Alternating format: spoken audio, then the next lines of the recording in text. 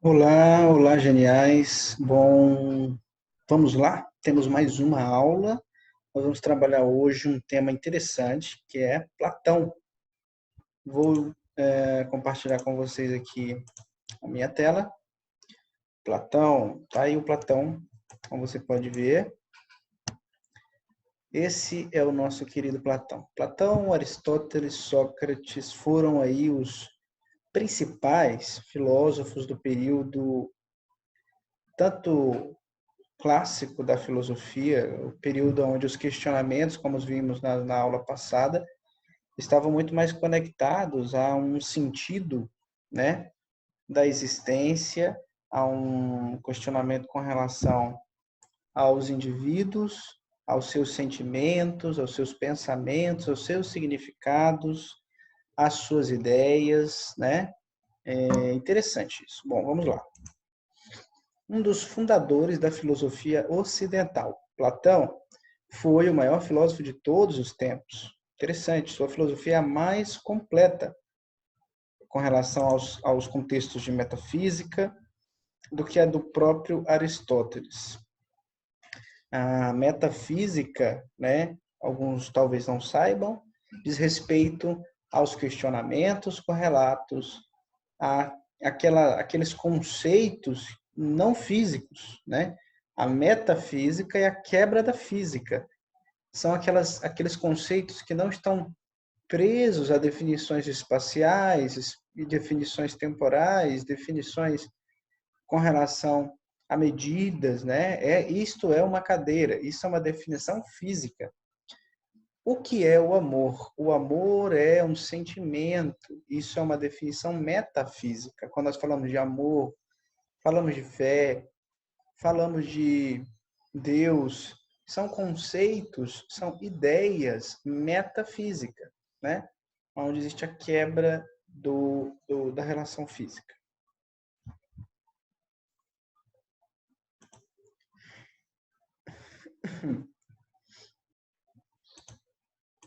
Tá ok.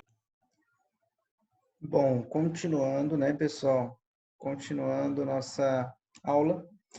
Os seus escritos em forma de diálogos são de uma beleza incomparável em relação a qualquer outro filósofo que já tenha existido. O Platão tem escritos que são descritos, né, em forma de conversa. Isso causa uma facilidade muito grande com relação à apreensão, à questão cognitiva, né? Uma facilidade grande no aprendizado desse conteúdo, entendeu?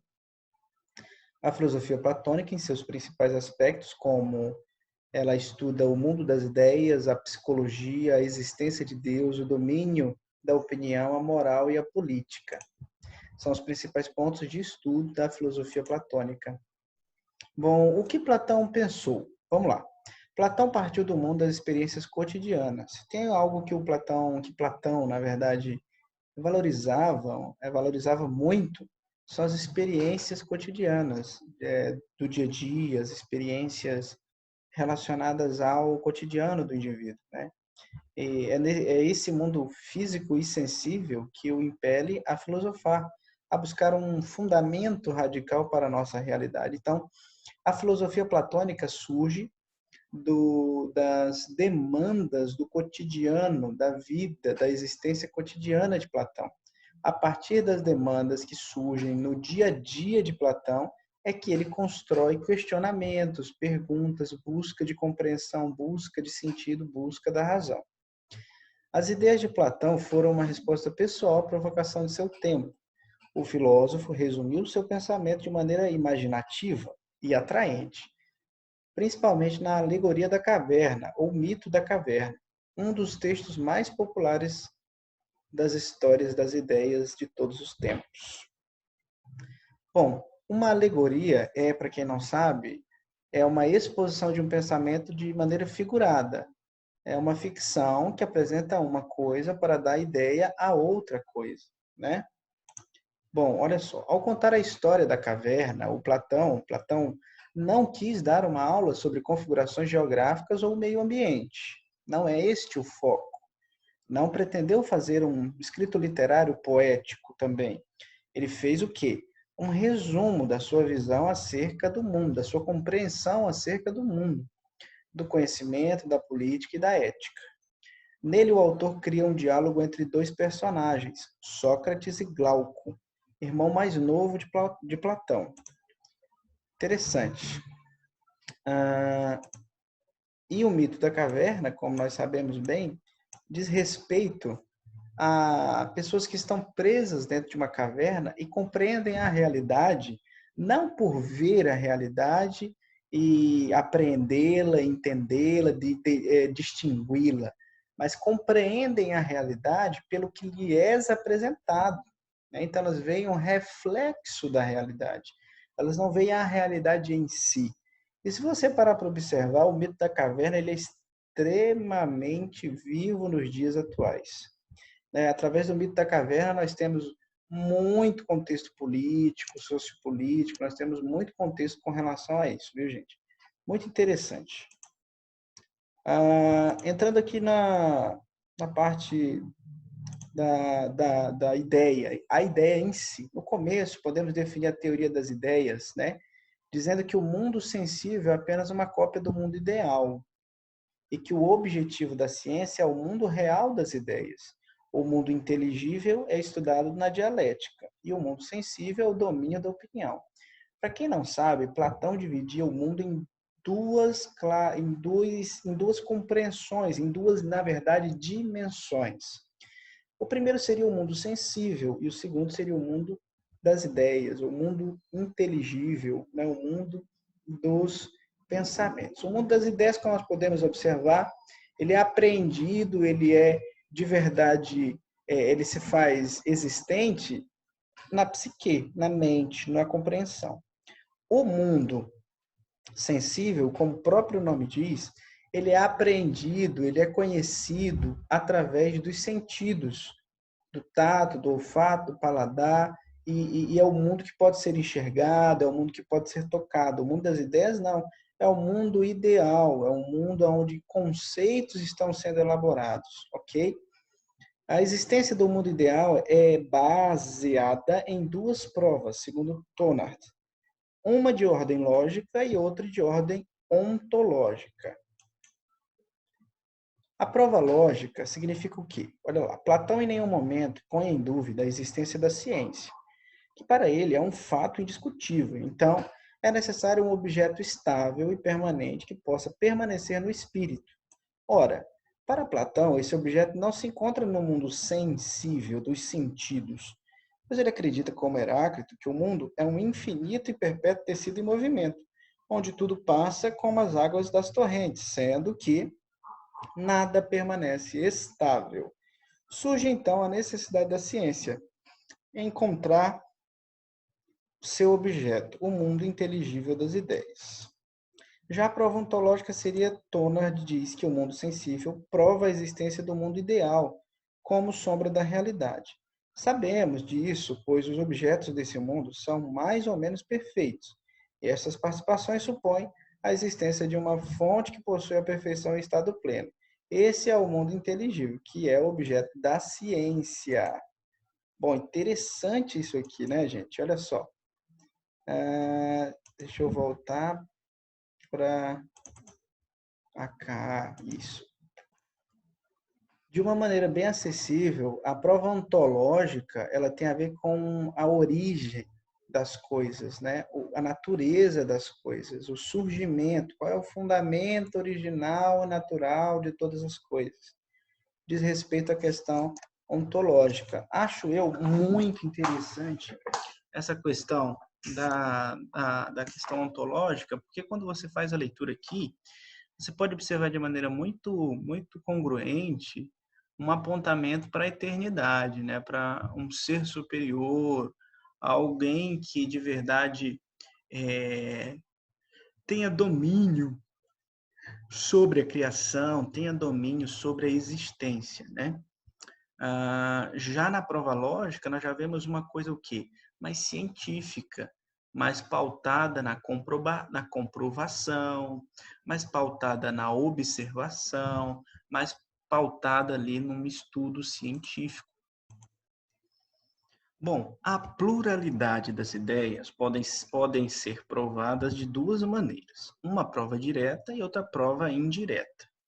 Bom, Tonard assim define essas provas. A prova direta é resultado da existência e experiência racional. Experiência racional, experiência lógica, experiência científica, lembre-se disso. E o objetivo é libertar do mundo sensível as perfeições estáveis. O mundo sensível não pode apresentar um objeto real que possa ser fonte de um conhecimento científico. Por isso, é necessário pedir auxílio ao mundo das ideias. Olha só que interessante. O mundo sensível, o mundo dos sentidos, o mundo que pode ser percebido pelos nossos sentidos, não pode apresentar um objeto real que possa ser fonte de um conhecimento científico, porque o mundo dos sentidos ele é imperfeito, porém o mundo das ideias ele é perfeito, pois ele é dotado de conceitos, né? A prova indireta já era o quê? Sabemos que negar a pluralidade das ideias destruiria toda a ciência, pois ela é um sistema coordenado de juízos. Para a ciência não existir, são necessários objetos estáveis para um ser inteligível, e também uma pluralidade de ideias para contribuir com um conjunto de juízos. Bom, muito legal e muito interessante. Lembrando, queridos, que nós estamos fazendo o quê? Nós estamos trabalhando em conceituar o que são as ideias segundo a visão de Platão. O Platão definiu 4 propriedades características da ideia.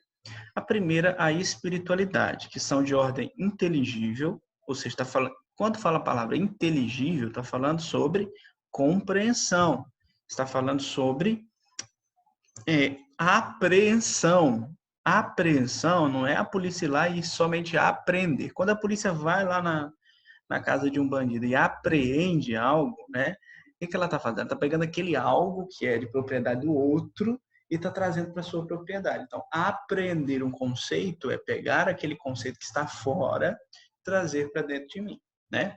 Então, inteligível, apreensão, estamos falando sobre compreensão, processo pedagógico, aprendizado, né? Quando você aprende alguma coisa. Que são de ordem inteligível, portanto, invisíveis aos olhos humanos e apreendidas pela inteligência. A realidade, pois para Platão as ideias são conceitos abstratos do espírito. Interessante. Nem pensamentos do espírito divino, mas são realidades subsistentes e individuais, sendo objeto da contemplação científica e fonte das realidades da Terra. Da realidade derivam-se duas propriedades: a imutabilidade e a pureza. Bom, vamos lá. Então, o que é a realidade para Platão? Gente, olha só. As primeiras duas frases. Para Platão, as ideias não são conceitos abstratos do espírito. Apesar de elas estarem no mundo das ideias, ele vai dizer que o mundo das ideias não é apenas um conceito abstrato. Abstrato é aquilo que não pode ser pego, não pode ser segurado, aquilo que está para além da física, é um metafísico. Perceba, ele não considera as ideias uma questão abstrata, metafísica, nem pensamento de espírito divino, mas são realidades subsistentes individuais, sendo objeto da contemplação científica e fonte da realidade da Terra. Bom, a realidade subdivide-se em duas: a imutabilidade, que exclui toda mudança, pois diz respeito a questões eternas, e a pureza, pois realiza a essência plenamente e sem mistura. E cada um na sua ordem é perfeita. Muito bom. Bom, então, de fato, o que é importante nós aprendermos com relação a essa questão do mundo das ideias? Esses dois fatores, gente, presta atenção. Nós precisamos realmente aprender que Platão, quando fala sobre o mundo, sobre a ideia e sobre o mundo das ideias, ele também fala sobre o mundo sensível, né? Então, essas duas conceituações, elas precisam estar bem claras dentro da nossa cabeça, dos nossos pensamentos, tá? O que é o mundo das ideias e o que é o mundo sensível. O mundo sensível relacionado aos nossos sentidos, ao mundo físico, perdão, E o mundo ah, das ideias é um mundo que é metafísico. Nunca falaremos abstrato, pois Platão mesmo não observava o mundo das ideias como abstrato. Porém, falaremos como metafísico. Então, beleza, vamos lá, continuando. Com relação à questão da polis, né, a cidade-estado, a polis grega, interessante falarmos o seguinte, que a polis grega ela era dotada de grandes desigualdades sociais. Apenas 10% da população grega era livre de fato. O restante tinha alguma característica escravista, porque os livres eram apenas, como nós podemos ver aqui no slide, os nascidos na cidade do sexo masculino, adultos e livres. Então, todos que estavam, que eram menores de 18 anos, que eram estrangeiros e que eram mulheres, eram escravos.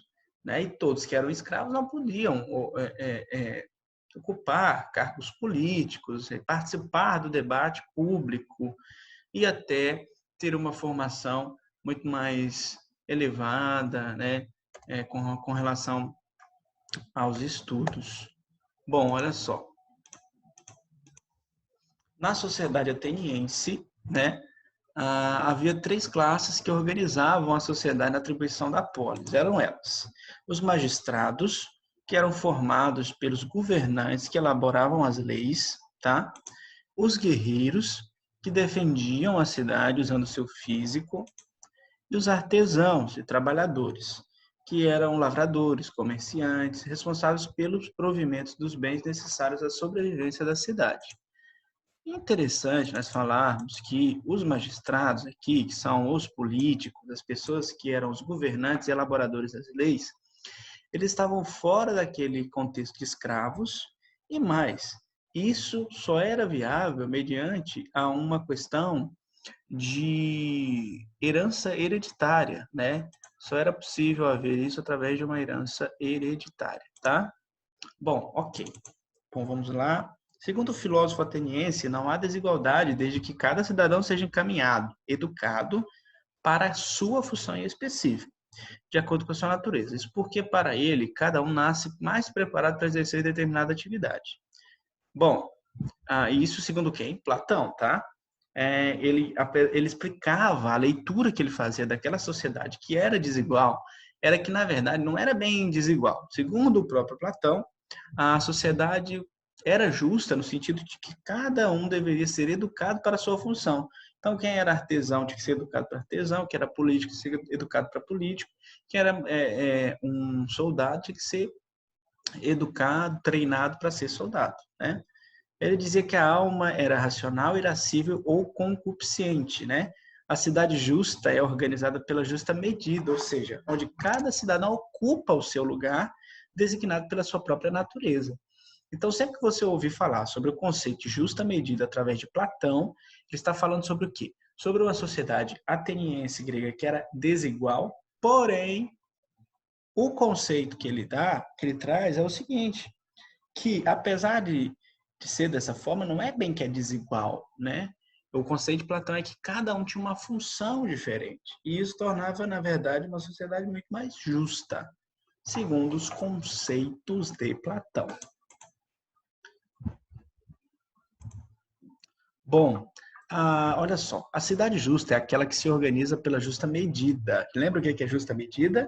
Justa medida é o conceito de que cada um tem sua função e precisa ser educado para a sua função, não para outra função. Por exemplo, um nasceu ali comerciante, artesão e quer ser político. Ele vai estudar para ser político e vai conseguir ser político. Não, ele nasceu para ser comerciante e está destinado a isso. Esse era o conceito da justa medida, né? A cidade justa é aquela que se organiza pela justa medida, isto é, aquela em que cada um ocupa o lugar designado pela sua própria natureza. Nas palavras de Platão, a cidade é justa pelo fato de que cada uma das três ordens ou classes que a constitui cumprem sua função. Em outras palavras, é justo que aquele que por natureza é sapateiro fabrique sapatos e nada mais faça, que o construtor construa, enquanto os outros também, que sejam assim. Se for assegurado, reinará a harmonia e a prosperidade. Esse é um conceito extremamente equivocado para os dias atuais, né? Nós sabemos que existe o que? A meritocracia, que as pessoas conseguem evoluir, de cargo, de status social, de função social. E a partir dessa evolução, as pessoas fazem o quê? Elas têm a transição, né? A transição entre classes, a transição total.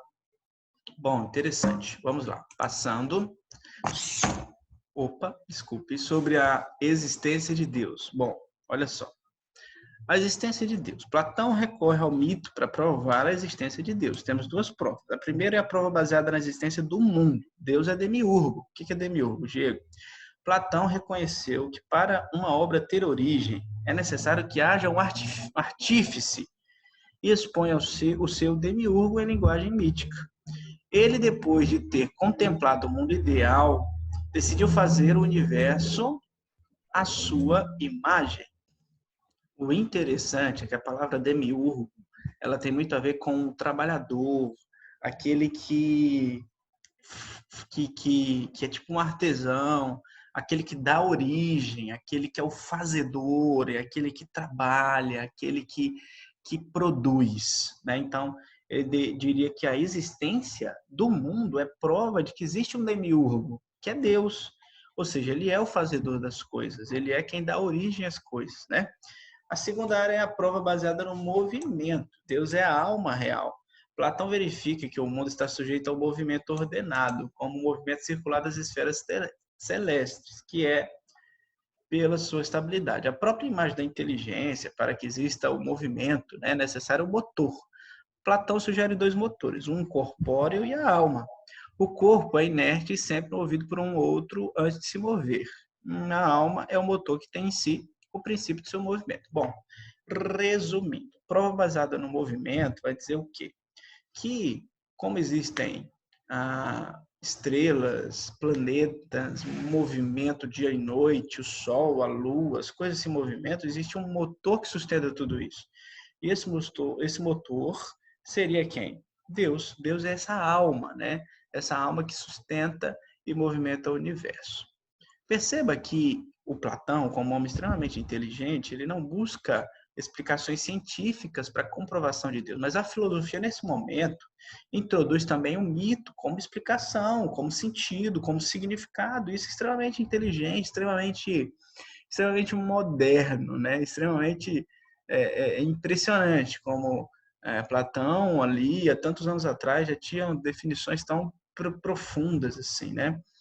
A prova, então, baseada na existência do mundo, mostrando Deus como o trabalhador artesão do mundo, e a prova baseada no movimento, Deus como a alma, né, da terra, que a sustenta e a faz movimentar-se. Construção do conhecimento. Há divergência entre Platão e Aristóteles sobre estava centrada na construção do conhecimento. Platão, idealista, acreditava que as ideias provinham de um outro mundo, o mundo das essências, denominado topos uranos. O Aristóteles, já extremamente realista, acreditava que as ideias provinham das sensações do mundo circundante do aqui e agora. Aristóteles achava que o ser humano não devia ficar preocupado com a contemplação do mundo das ideias, mas viver intensamente o momento presente. Vai totalmente diametralmente contra Platão, né? Platão acreditava o quê? Que o mundo das ideias era extremamente necessário, importante, fundamental, pois ele era um mundo perfeito nos seus conceitos, nas suas conceituações, e a partir dessas conceituações que era possível fazer o quê? Trazer para esse mundo físico e transformá-lo num mundo melhor, né?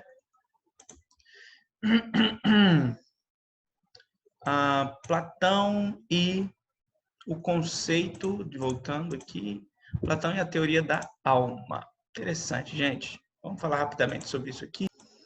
Bom, com relação ao conceito de justiça de Platão, é interessante ele falar que, de acordo com o pensamento platônico, a alma humana seria dividida em 3 partes, cada um tem uma função específica. Por que para nós compreendermos a justiça, Platão diz que é importante compreender a alma do homem? Porque justamente mediante a alma, o comportamento, né, a adequação social do homem é que vai existir ali uma necessidade e conceituações de justiça. Bom, olha só. Primeiro vai dizer que tem a alma racional, baseada na razão. Como nós podemos ver, né, a função da alma é responsável pelo conhecimento, localizada na cabeça. Ele diria que essa é a parte da alma responsável pelo pensamento, pela compreensão de algo, quando algo é verdadeiro, falso, real ou não real. A alma irascível, que seria ligada ao espírito, é a parte que se irrita ou enraivece. Sua função é defender o corpo contra algo que pode ameaçar a sua segurança e localiza-se no seu peito. E a alma concupiscente, que é o apetite, responsável pela conservação do corpo, comer, beber, reproduzir-se, localiza-se entre o abdômen e as partes adjacentes. Essa é a parte da alma de onde vem todas as ânsias, desejos dos homens. Olha só, o homem virtuoso é aquele que em cada parte da alma realiza na medida justa a função que lhe cabe, sob o domínio da parte racional. Então perceba e observe. Partes da alma: racional, irascível, concupiscente ou irracional, né? A função: responsável pelo uso da razão, magistrados e governantes. Função: governar com sabedoria. Então, esse que deveria governar com sabedoria, ele precisa ter um lado racional mais forte.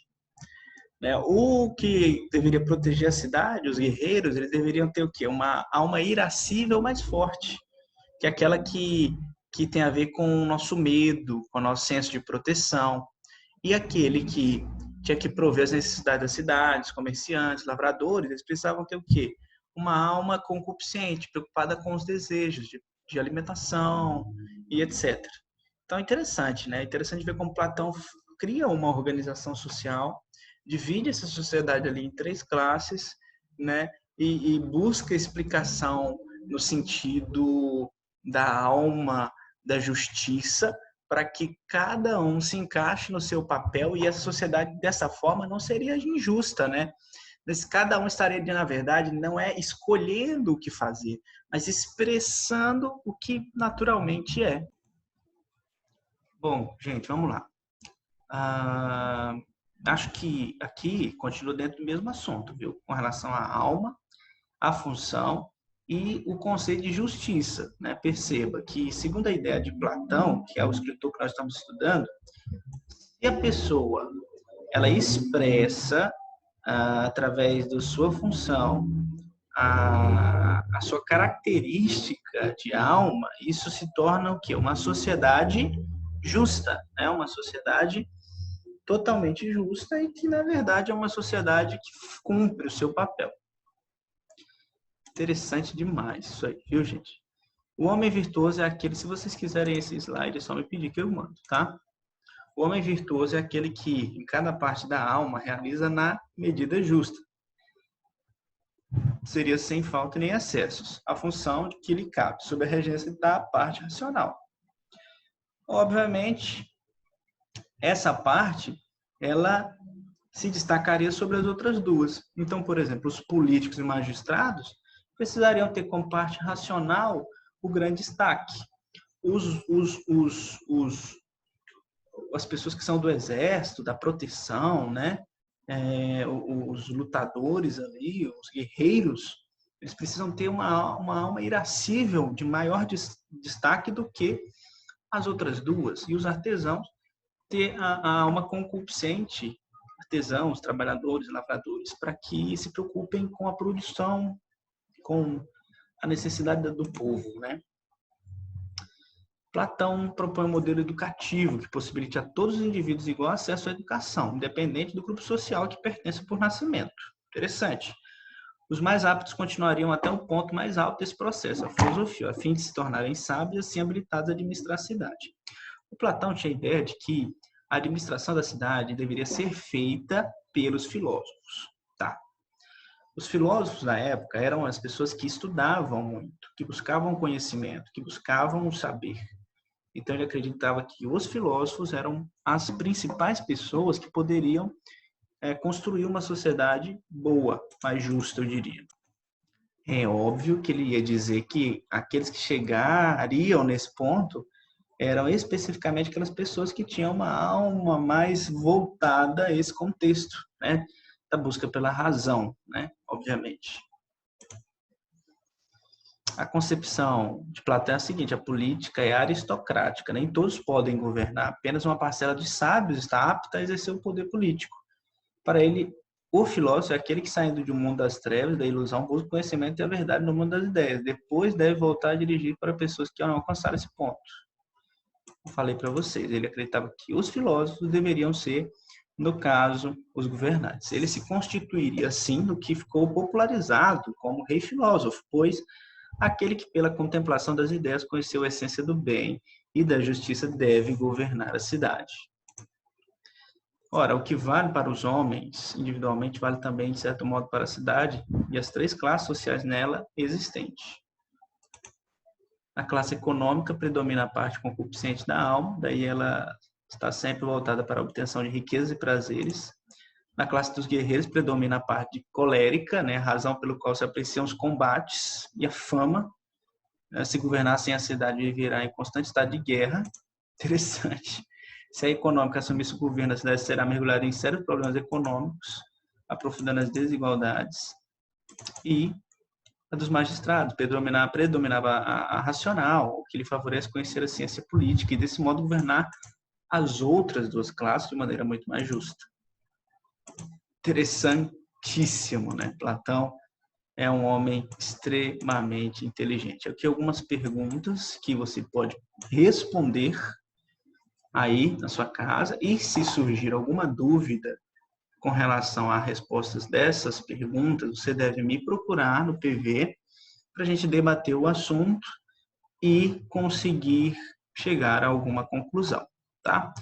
Pause o vídeo, copie as perguntas e responda, e se tiver dúvida, me procure no WhatsApp, tá bom? Ficamos por aqui com relação a esse tema em específico.